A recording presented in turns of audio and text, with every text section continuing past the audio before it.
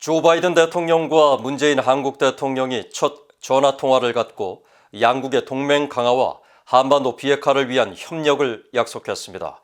특히 대북 전략 수립을 위해 긴밀히 조율하기로 합의하면서 가급적 조속히 포괄적 대북 전략을 마련하자는 데 공감했습니다. 조상진 기자가 먼저 보도합니다. 조 바이든 미국 대통령과 문재인 한국 대통령의 첫 미한 정상 간 전화 통화는 바이든 행정부 출범 14일 만에 이뤄졌습니다. 미국 백악관은 3일 보도자료를 통해 두 정상이 북한 문제에 긴밀히 협력하기로 합의했다고 밝혔습니다. 논의 내용에 대한 구체적인 언급은 없었습니다. 백악관은 또 바이든 대통령은 문재인 대통령에게 동북아의 평화와 번영의 핵심 축인 미한동맹 강화에 대한 약속을 강조했다고 설명했습니다. 이어 두 정상은 미얀마의 민주주의 즉각 복원 필요성에 합의했다고 밝혔습니다. 또 두 정상은 양국의 핵심적인 다양한 국제적 사안을 논의했고 신종 코로나 바이러스 감염증 사태와 기후변화와 같은 공동 과제 대응에 협력하기로 합의했다고 백악관은 전했습니다.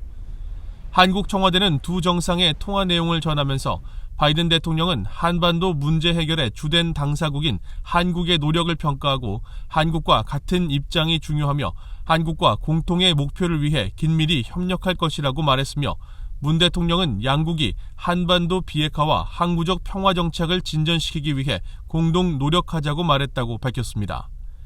두 정상은 가급적 조속히 포괄적 대북 전략을 함께 마련할 필요가 있다는데 인식을 같이 했다고 밝혔습니다.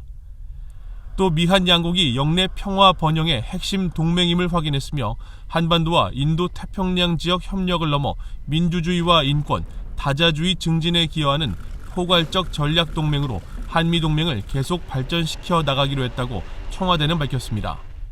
두 정상은 이와 함께 한일 관계 개선과 미한일 협력이 영내 평화와 번영에 중요하다는 데도 공감했다고 전했습니다.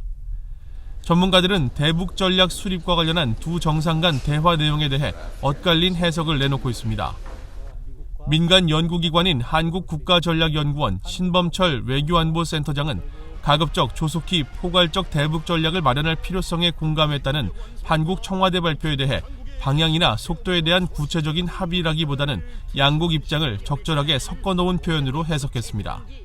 조속히 한다고 이야기하지 않고 가급적이라는 것은 미국 정부가 조속한 쪽으로 노력을 해보겠다는 이야기잖아요. 포괄적 대북 전략은 지금 바이든 행정부에서 대북 전략을 전반적으로 리뷰를 하고 있기 때문에 그 과정에서 한국 정부의 이야기도 듣고 일본 정부나 또는 중국 정부의 이야기까지 들으면서 대북 전략을 만들어가겠다.